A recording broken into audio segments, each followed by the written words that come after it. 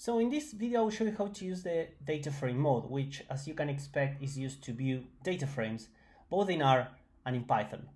So I will start with this example, which uses the very famous iris dataset, which is used for classification examples in machine learning.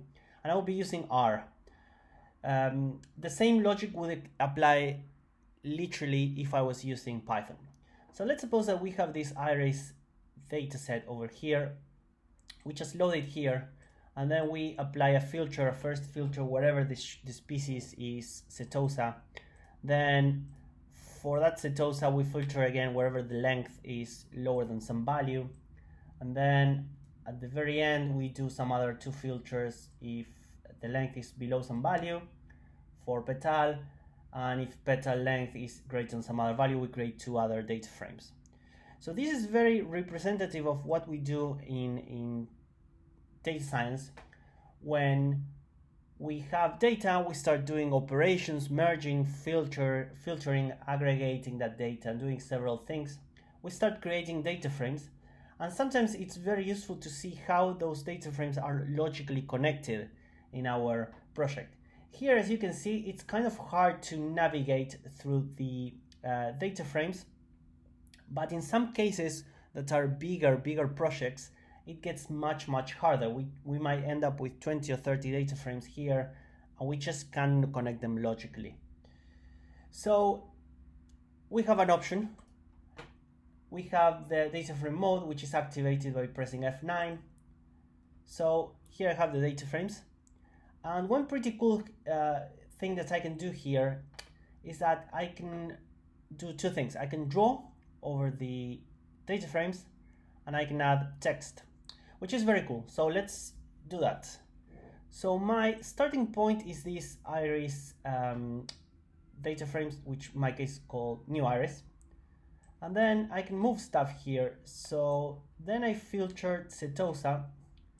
Then I filter setosa only low sepal, and then I created these two data frames on the bottom.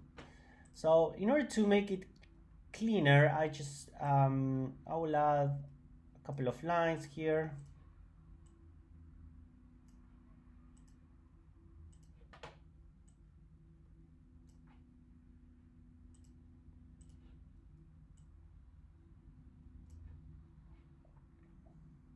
And now I will add some text to make it even clearer.